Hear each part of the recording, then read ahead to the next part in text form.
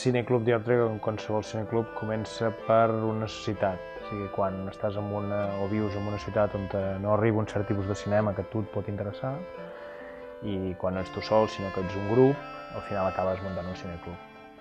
Catalunya Passa és un dels llocs on n'hi ha més, Manresa, Vic, Vilafranca, per tot arreu on no hi ha una quantitat de cinemes prou grossa com per tenir accés a tot tipus de cinema, doncs hi ha aquest moviment.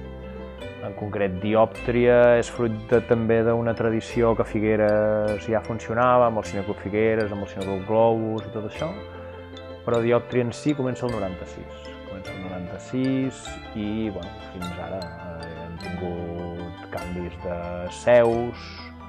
Vam començar al Savoy, que era l'últim cinema així de ciutat que quedava.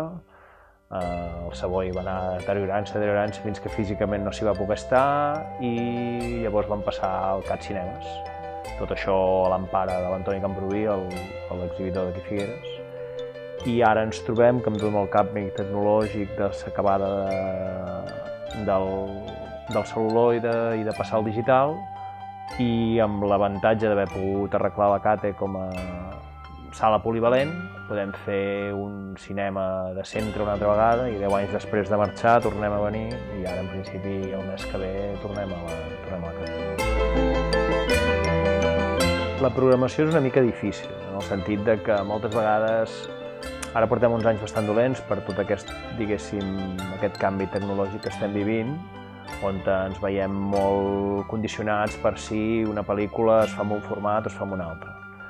Però de tota manera, històricament, o quan el que ha de passar d'aquí un any o així, quan ja s'estabilitzi tota aquesta mutació de que no sabem on anem, és que anem bàsicament per actualitat.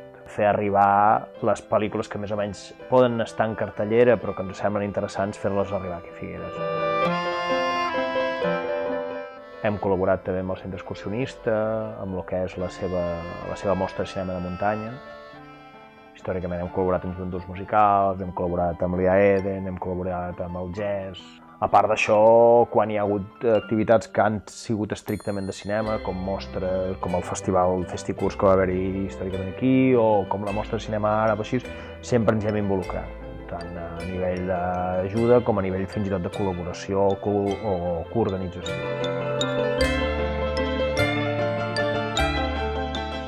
Aquest és un altre plus que nosaltres fem, que és allò de dir, ostres, si tenim l'Isaki Lacuesta, que viu a Girona, i el podem fer venir, que ens presenti la pel·lícula, evidentment que ho intentem fer, no?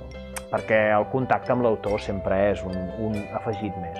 Està molt bé veure una pel·li sueca, però si aquella persona te pot explicar una mica quina és la seva vivència, dona un plus a tot plegat. L'acte es fa l'últim dijous de febrer i es fa al CAT Cinemes. Es fa al CAT Cinemes, o sigui, coincidint amb l'última pel·lícula que passarem allà. I ara estem en un cicle de col·laboració amb l'Escola Oficial d'Idiomes durant 3 sessions i l'última sessió la fem servir com a despedida i farem això, farem un comiat i acte de reconeixement a l'Antoni Camproví.